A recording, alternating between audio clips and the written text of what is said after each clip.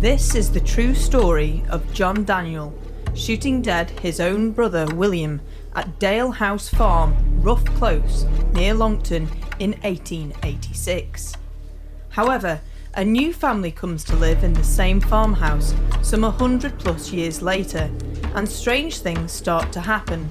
Furniture moving, sounds of someone in the house when there is no one else there, and eerie music coming from a piano. This is just the beginning, so hold on to your chairs for an edge of the seat experience. I was given this story by someone who actually lived in the house and noticed paranormal activity. The story starts in 1885. John Daniel is in the kitchen at Dale House Farm with his wife Susan and father Thomas. It is summer. John is 34 and Susan is 31. Thomas is now in his 70s and is quite stooped in his back and forgetful. A niece, Beatrice Jukes, has come to live with them as both of her parents have died. She is 8 years old. Thomas is in the rocking chair. John has just come in. Susan is sitting at the table, darning. Close that blasted door. He's a terrific drat. If you're cold, Pa, go into the parlour. It's a lovely sunny day out there. Yeah, you can't out for your aid, Father. My arthritis is really playing up and I have to move 'cause you want to put wood in though. Thomas leaves the kitchen to the right. John sits down at the table with Susan. He's getting worse, John. He feels the cold all the time now. Yes, and forgetful. Keeps blaming me for things he can't find. He's still got a nasty bite to his tongue when he feels like it. He gave me hell when I was growing up, along with my brother William. They both made my life a misery. I was glad to see the back of William, I can tell you, when he married and went to live in Longton. 7 years older than me and a right spiteful bit of work. He used to do things like kick the milk bucket over and then go running to Pa calling, "Silly little bugger, has tripped over his own feet, silly little squirt." Of course, Pa would come out and give me a leathering.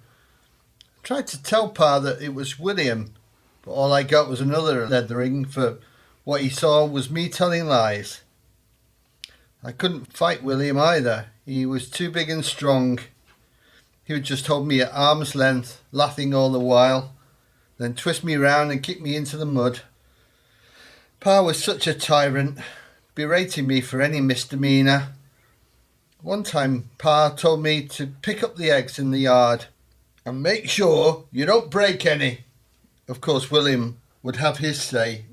"That's woman's work, that it, picking up eggs. You'll never be a man, little crybaby."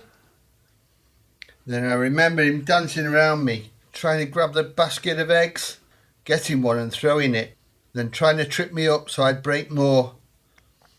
Pa would come out saying, "Is that all you've got?" I'd get another leathering and told to get on with the milking. "You want the poor blighters to suffer because you're feeling narked?" Don't distress yourself, John. That's all in the past now, my dear. There's nothing to fear from Thomas now. He can just about stand up, and William is long gone, with a family of his own. Yes. I wonder if he bullies his family too. Yes, thank goodness you found me, my love. Although I had to wait until I was 35 before you appeared. You've brightened up my life and given me the confidence in myself that was sorely lacking. I bless you for that, for being you. Yes, you were a bit on the timid side. I had to make all of the advances, remember? But who can blame you after all that you've told me? I believe Mum was scared of Pa too. She was so quiet, hardly said a word. Just got on with her cleaning or knitting. I can understand her not defending us. Pa wouldn't have it. His word was right, and no one was allowed to gainsay him. She's in a better place now, my dear. Yes. Do you know, she used to escape when she could, playing the piano. I remember her favourite piece was Londonderry Air.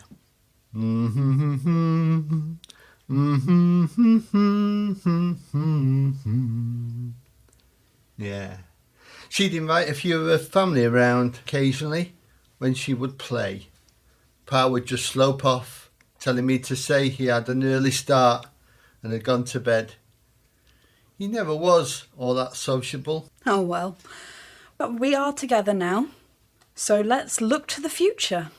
It's just us and Thomas and your young niece Jukes. I've a mind to do up this house. Bring it up to date. Dale Farm kitchen, another day. Susan is with Thomas and John in the kitchen. Thomas is sitting in the rocking chair. Oh, this place is really beginning to look nice now. Thank you, Mr. Daniel. You are a marvel. She bends to kiss him on the cheek. Thomas smiles. I've got new furniture for the dining room and comfy over-padded settees and armchairs for the parlour, which is bedecked with aspidestras. John and I went into town and had our photos taken. They're going to be enlarged and framed in beautiful gilt frames. These are to go in the parlour, along with pictures of Queen Victoria. I've also had both of the rooms carpeted and the walls papered with flowery flock paper, just in vogue at present. I've also got beautiful floor-to-ceiling curtains and pelmets at every window. They look so chic now. Oh, I couldn't invite any of my friends in the state they were in, but now we can have a jolly time. Oh, you are a miracle worker, Mr. Daniel, the answer to my prayers. She gives him a hug. Now, Mr. Daniel and John, you've got these beautiful rooms now, so please, may I ask you not to go into either of these rooms with your boots on. We do want to keep these rooms nice now, don't we? So, please, can you take off your muddy boots in the scullery in future? I shall play for you, Mr. Daniel, as a thank you.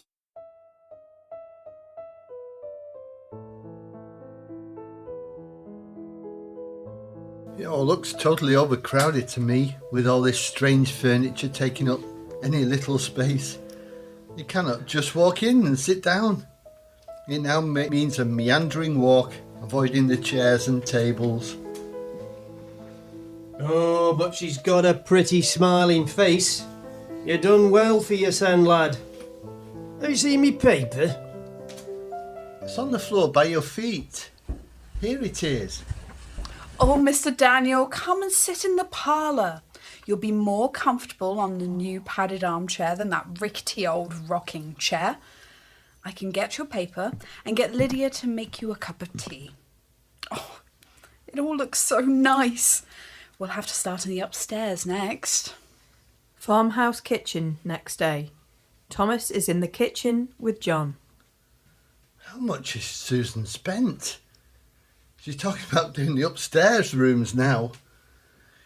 You're not made of money, Pa. You'll have to put your foot down. Thomas puts his pipe down on the range and is walking around the kitchen looking for something, leaving drawers open. John follows him, closing the drawers, looking quite disgruntled, but not saying a word. What are you looking for? Me pipe. Oh, God. There it is, on the range. Here, I'll help you into the parlour. I canna read this paper. Print's too small. Where've you put the glass? You've taken it again. You canna leave anything about. William, what are you doing here? Where's Annie and the children? Oh, you reek of whiskey. What's it today? That's for Annie and that lot. Well, they buggered off. They're staying with son-in-law in that can there, the 6 children. So what's happened, William? Out to do with they. Well, it is if you're going to be staying here. You get out of here, dry eyes. It's part of my eyes too, so I'm staying whether you likes it or not. Hey, Susan! I need something to whack my whistle. A whiskey, maybe. He plonks himself heavily into the rocking chair in the kitchen. Susan fetches a whiskey bottle and glass and swiftly pours him a whiskey. He then falls asleep. Thomas enters. What's all that racket you're making? Can't a fella read his paper in peace? William! William! What you doing here? Oh, my business as journeyman gardener's gone belly up. I couldn't afford mortgage on the ice. I give it up. We got repossessed. Looks like he's lost everything, Pa. And all down to drink. You remember William's wife had been a widow when he married her? Her first husband, Mr. Burton, met with a sudden though accidental end when he fell out of a cart and broke his neck. We all knew there were rumours around that William had something to do with it, as William had taken a shine to Mr. Burton's wife, Annie. But we stuck by him, even though he was questioned by the police. Aye. Now it was proved though. The report says both of them was intoxicated at the time. So it was classed as an unfortunate accident. I should never have married my Annie. John goes outside with his father. Jukes! Oh, Jukes, your Uncle William will need a bed making for him.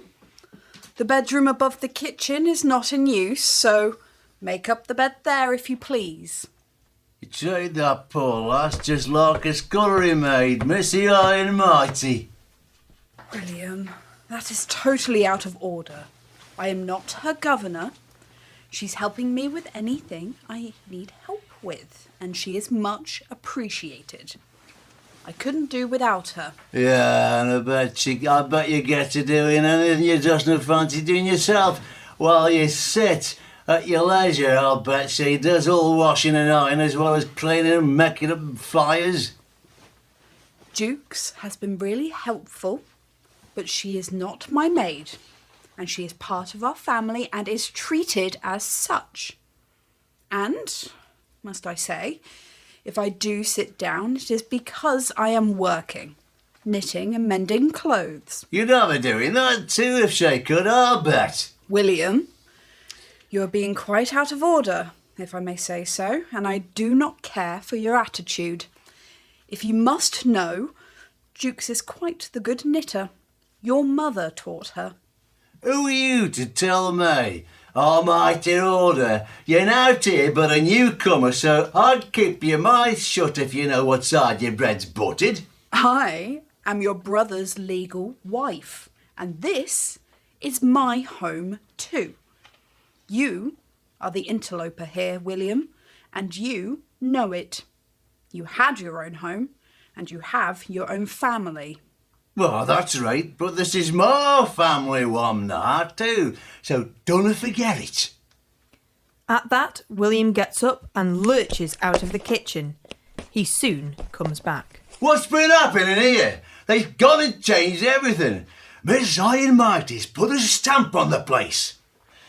It looks like an alright with all those fancy bits and bobs and plants. But I must say, it suits you and all in an alright. At that point, Susan runs out of the room. It's no good running to that wickling brother of mine. It's your word against mine. Dale farmhouse, next day. William is in the kitchen. Susan is in the lounge, playing the piano. I hear you plonking on that old Joanna. Think you can play? Well, it sounds like a cat up an old alley. I'd just to know what your so-called guests think on it. Suppose they're just trying to be polite. Whatever you say, William, you have a right to your own opinion. The father, Thomas, enters the kitchen. Bah, I'll help where I can on the farm, but I needs to get me back on my feet again. I knows I've lost everything. My house, my family, my business. And I need help. Just a bit of money to get me started again. Aye. Hey, and it's all 'cause of your drinking. Just think I've got money to throw down drain, 'cause that's where it'll end up after you've pissed it out. I'm no such a dodgery old fool as many think I am. There's no money here. You'll have to earn it. And until I can see you pulling your weight, there'll be nowt coming from me. Thomas leaves and Susan enters. It's all your fault there's no money in this. You've gone and spent it all on fineries and frills. You've gone and spent my inheritance, yard witch. It's 'cause of they I cost a gap of back on me feet. If you'd only stop drinking, you're spending what you earn on drink. Yes, and you're old and ugly. I don't know what my brother says in you. And you're getting fat. If you must know, William, John and I are expecting a happy event. If that's what you call getting fat. John loves me, and we are happily married. More than you are anymore. Ah, gee, when's the brat due? In March. So that's why I've asked Jukes to do all of the heavy work around the place. She's been a godsend. Skivvy more like it. And our family, I worked till she dropped. None of this. I'm too delicate to do any hard work, malarkey. Yes. And look where it got her. In an early grave. You leave my mother eye to this. You started it, William. William storms out. John enters. Susan, my dear, you look distressed. What's happened? Nothing to worry yourself about, my dear.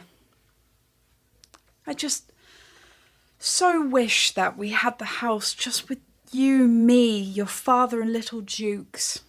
It was so peaceful then. Yes, I know. My brother can be infuriating. You need cheering up. How about holding one of your music evenings? I'm sure the neighbours and friends will love it. Oh, you are a godsend, John. Such a brilliant idea. Yes, I'll hold a soiree. Sue has the keys in her hand to their new house, Dale House. It is late 20th century. Dave, Sue and their two children, Alice and Emily, removal men are behind them, carrying in boxes. Sue lets them in.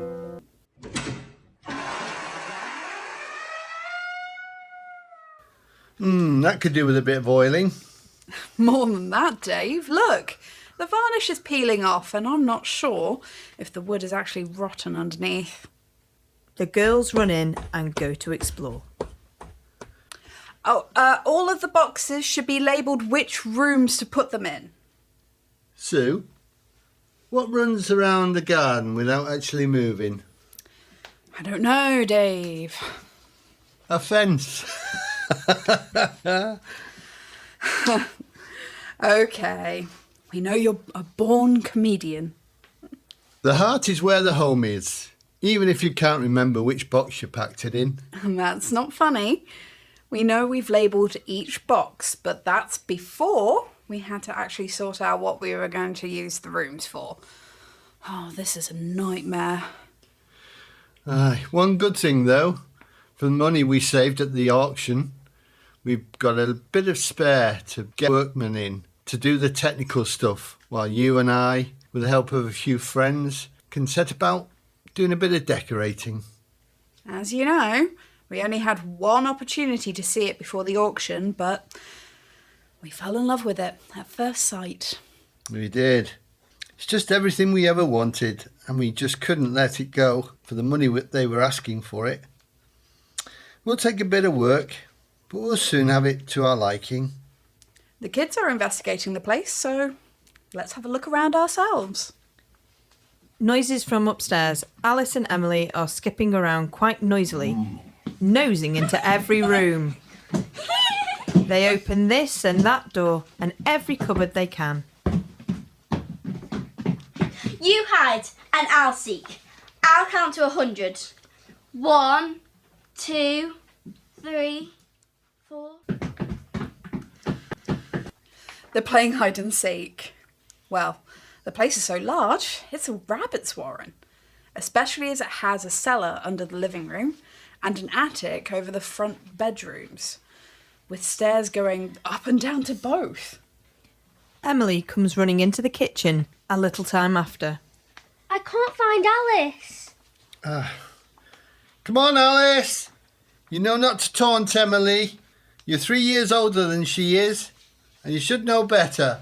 Anyway, your mum's preparing something to eat, so you better come down, otherwise you're going to miss out on the treats. We're in the kitchen. I brought some pre-packaged sandwiches and juice for the girls. We'll just have to make do with a large bottle of cola shared between us until we can find the electric kettle and tea bags or coffee. Then maybe a bottle of wine, when we've found the glasses, that is. For later, when the girls have packed off to bed. I won. Emily, you couldn't find me. Emily sticks out her tongue. But I'm going to eat first, so there. Emily picks up a big gooey cake, which she begins to devour. So, do you like the house? Oh, it's huge, but it's spooky too. What do you mean? Emily is eating, so Alice answers. Well, there was so much dust flying around up in the ceilings. As we were running around, we could see faces in the dust. Weird. Oh, you girls, that's just your imagination playing tricks on you. I used to be like that when I was a young girl, seeing faces in the wallpaper patterns and in the flames of an open fire and in the clouds. It was fun. After they had eaten, the girls go off to play again. Come on, Sue, let's do the grand tour. Well, that old Rayburn will have to go. The agent told us it's defunct, so it can't be used.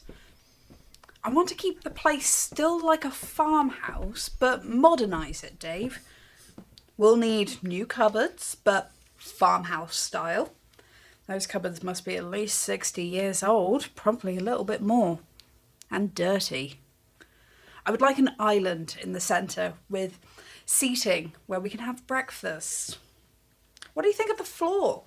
It would be a right job hauling up all these stones. I think we should keep them. Yeah. You know, a friend of mine used to install kitchen work surfaces. Oh, that's good to know. Can we contact him? No, he was arrested for counterfeiting. I'm sorry, Sue. I'm sorry. Caught you out with that one. Oh, you're a silly bugger sometimes, Dave. Sue gives him a little punch to the ribs for winding her up. Ow! That hurt! No, it didn't, you big softy. Anyway, enough of that. Just remember, Sue, the well isn't full to overflowing. We'll have to just do the things that are absolutely vital, then do bits and pieces as I get a bit more money. I know it will take time, Dave, but I'm just so excited with what could be done. They give each other a hug. Ah. Yes, we'll just have to make do and mend for the time being. Bit of paint and paper, such as the ceiling in the kitchen. Just look at those lovely old beams. Yeah, a bit of a rub down of the beams, varnish them, and paint the ceiling white. There are beautiful old beams in what could be the lounge. It's a huge room. The fireplace is massive, going back quite a distance, and a long mantelpiece, quite high, stretching almost the width of the chimney breast.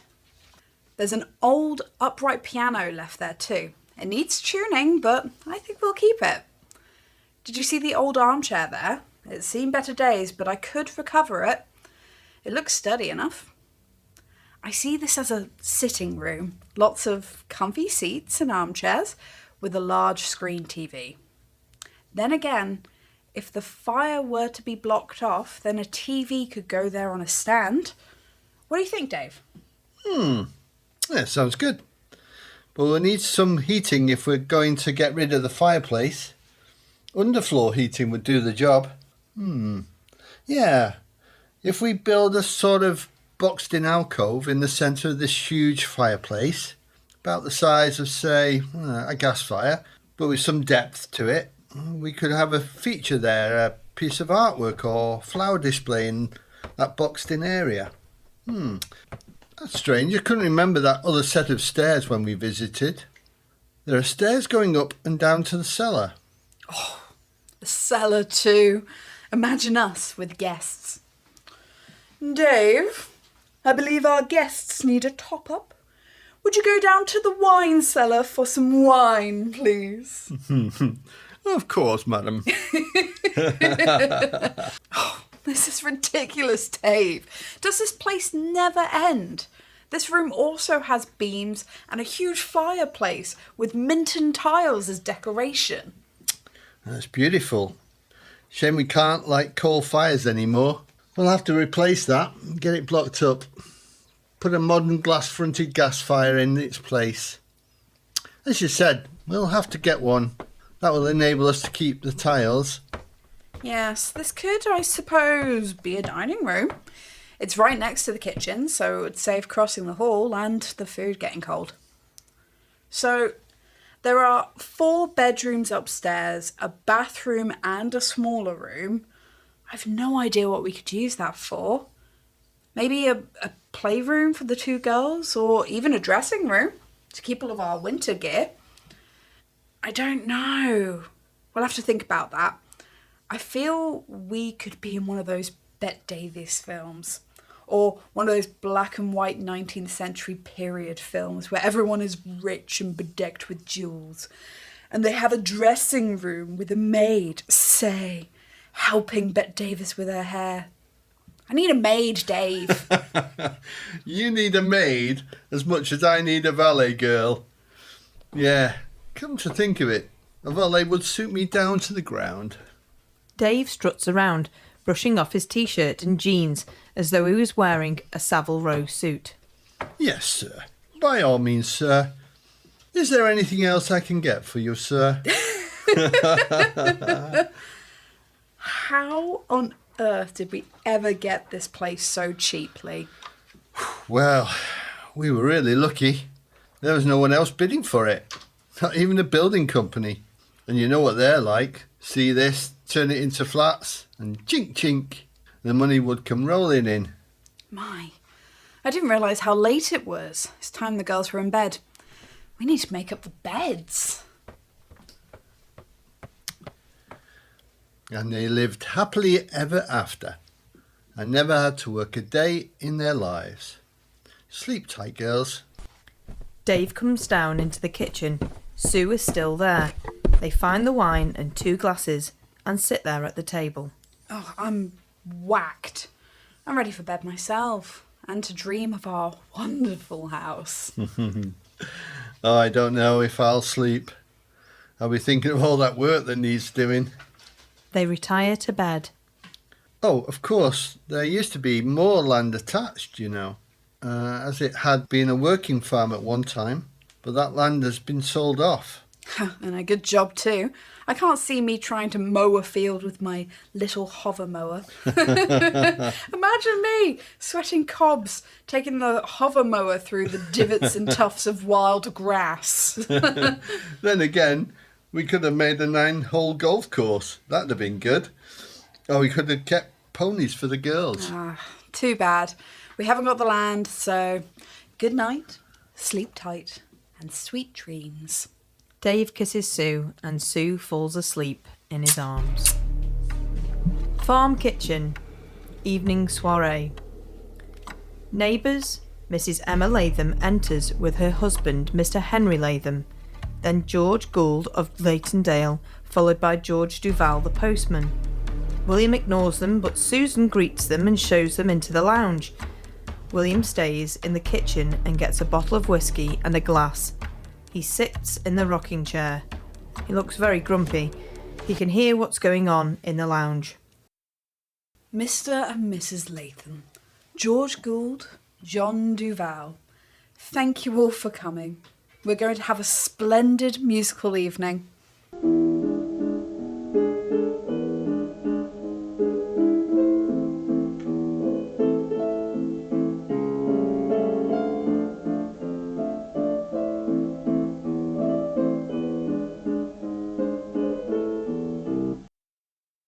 Mrs. Latham will now sing an excerpt from the opera Carmen by Georges Bizet, Habanera. Join in if you wish.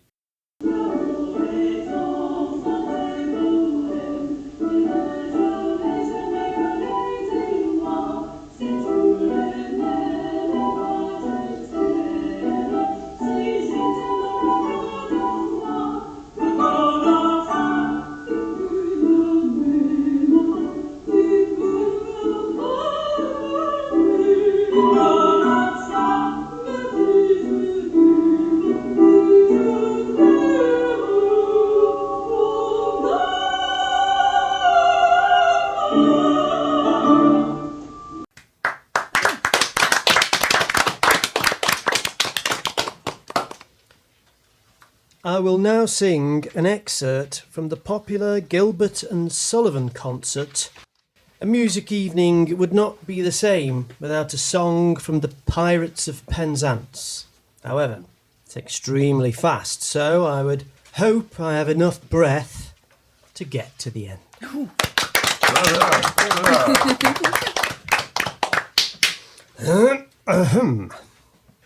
I am the very model of a modern major general. I've information, vegetable, animal and mineral.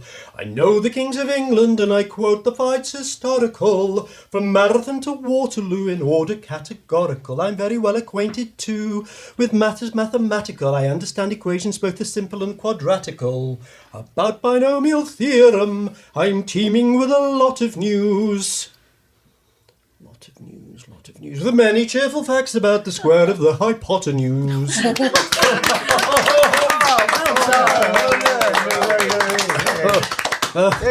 you. Just let me get my breath back. Thank you.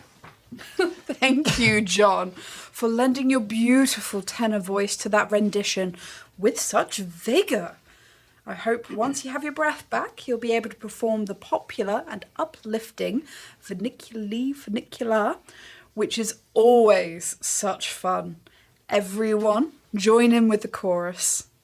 Thank you, Susan.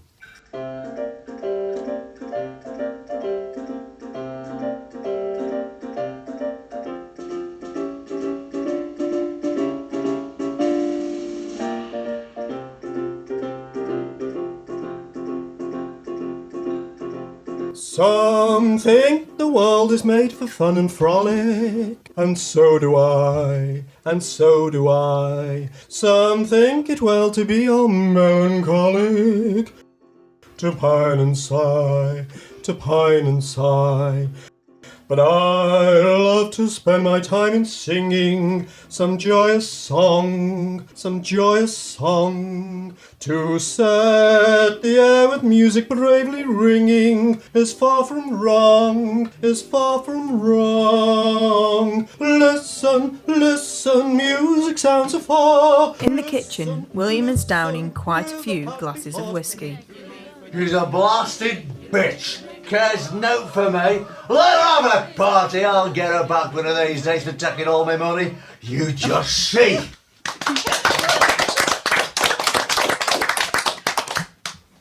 It's some time later. The kitchen has been modernised with an island unit. Sue is up step ladders in the kitchen with paint roller in her hand, painting the walls. Her mobile phone rings and Sue descends to answer it, pondering the best place to put the roller.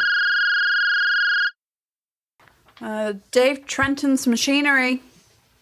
Oh, yes, I've got your name and telephone number. Yes, of course. Just bring the plough in and we'll get it repaired. Yes, we could collect it. What's your address? No problem. Yes, thank you for calling. I'll have to put that order in the computer. I wonder if I'll have time before the girls come back from school. They'll need their tea. I'd better start packing everything up and get the tea on. Girls?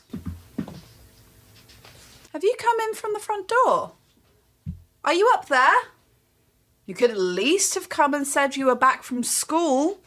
Now that's not polite, is it? Come down now. Girls, are you up there? There is no answer, so Sue goes through to the hall on the left and up the stairs. There is no one there. Oh, very strange. Maybe I imagined it, or a bird has gotten in, or something. It is later. Dave is home in the kitchen with Sue. Sue is walking up and down, stressed. I tell you, the sound was just like footsteps running around upstairs. I'm not imagining it. Okay, Sue, okay. These old houses, you know what they're like. They creak and crack. It will be the floorboards drying out in the heat. You know, we haven't got any floorboards covering in those rooms upstairs yet. Nothing to worry about, silly sausage. Okay, as you say, probably the old floorboards drying out. By the way, in my recce of second-hand places for furniture, I found this beautiful small statue to go in that blocked-up fireplace. It will look lovely. There's still plenty to do, as the upstairs has not really been touched yet. Oh, that can wait, Dave. I've been virtually non-stop. Anyway, I've got something else to tell you, and I think you should be sitting down for this. Okay, I'll sit down. Come on, I'm sitting. This is going to cost more money. In a way, yes, it's going to be very expensive, spread over numerous years. Oh, God. Come on, Sue, what have you done? Well, it's not what I've done. Well, not on my own. I'm expecting again. What? Oh, wow. Blow me down. You are pleased, aren't you? Yeah, of course. Whew, I just need to get my head around it. There's still so much to do. When's it due? In late March. Luckily, all the work up ladders is finished, so for the time being anyway. Maybe next year I'll start painting on upstairs, apart from painting a room for the new baby, of course. I was thinking of the dressing room upstairs as a nursery. What do you think? Yeah, why not? It's right next to our bedroom, so if you hear the baby crying, you can get up and tend to it. I'm having none of that, Dave. If we hear the baby crying, you or I can get up and tend to it. Yeah. Oh, you are adult. Of course. I meant that. I was only joking, just to wind you up. He tweaks her nose. Ow. William, Susan and John are in the kitchen. It's evening. John goes to open the door and brings in his brother-in-law, John Bennett, into the kitchen. It is the 15th of January, 1886. I apologise for calling at this hour, but I'm afraid I do not have good news. My wife, your sister Sarah, is sickly. She's bad. I've called for the doctor, but he can't do anything for her. I'm here to say she's not got long to live. That's such sad news. If there is anything we can do, please let us know. Of course, the children can come over here, stay with us. We'll put 'em up. I'll come back with you, John. Not that I can be of much use, but I'll try to make Sarah's last days more comfortable. Sue is working on her laptop in the kitchen. She can hear noises upstairs. You can see Sue visibly becomes wary. She stands up and listens. Is there anybody there? Of course there's not. The children are at school, Dave's at work, and all the workmen have finished. There's no one here. Nothing's out of place. Later, Dave has returned from work. Don't give me wood shrinking and all that. I was scared, Dave. I am scared. You do believe me, don't you? Yes, of course, darling. It's just a shame I wasn't here to witness it. There, you don't believe me. I do. What do you want me to say? Whatever I say will be wrong. Is there some sort of camera we can get installed that we can play when someone or something goes past it? Yeah, of course. But I still think it might just be your hormones, and you are overreacting. It's probably your mothering instinct for protection of you and your unborn child just kicking in. Oh, our unborn child, you uncaring son of a bitch. Okay. No need for that, lovely. It was just a slip of the tongue. I'm sorry. Our unborn child. Please forgive me. He gives her a hug. You do want this child, don't you? I know it's unexpected, but... Of course I do, of course. But you never know, it could be a boy this time. So I could have someone to play football with. Dave pretends to kick a ball. Oh, silly. Give him a chance to be born first, let alone grow enough to play football. Yeah, okay. So am I forgiven? Yes. Just this time, though. They embrace, but Sue isn't smiling. Still, I don't think it's my hormones. It's something else, and it's frightening. Okay, I'll get a camera set up. You never know, in an old house like this, we could have ghosts. Susan enters the kitchen and takes her coat off. John, William, Jakes and Thomas are there. Unfortunately, Sarah died yesterday on the 27th of January. The funeral will be on the 3rd of February. I would make the arrangement for the funeral, but I believe you, Susan, would be more capable. You're good at your letter writing. You know what's required. Something tasteful, but not over the top, as money is tight. Make sure everyone she knew is invited, though. No, I'm not happy with that. I don't want to cutting corners to save money. She's our sister, John. We don't have to pull our belts in when it comes to our own sister. We should give her a right good send-off. The cemetery. People are naturally dreadfully sorry and trying to comfort John Bennett. Oh, I can't believe it's happened. I'm so sorry. Bloody woman! I'm not taking this affront.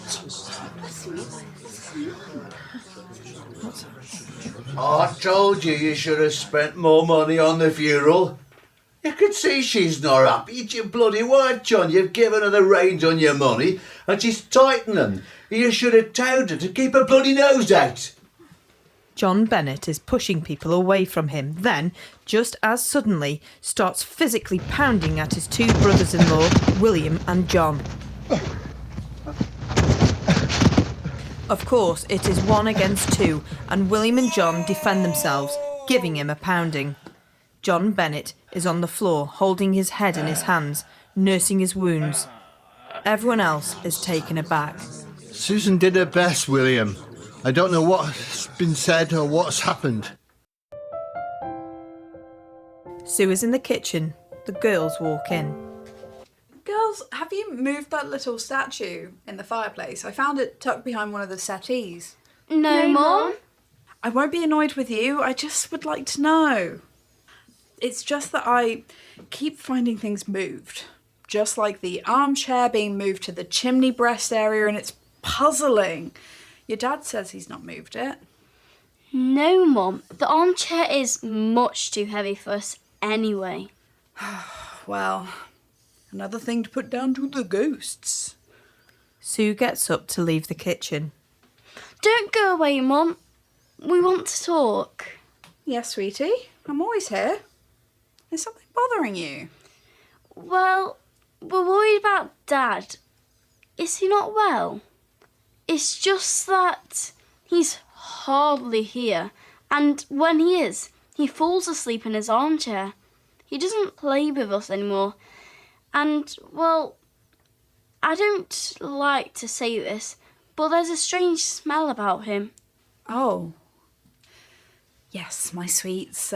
Daddy isn't too well at the moment. He's getting very tired, so he's been working too hard at the shop. Just let him sleep.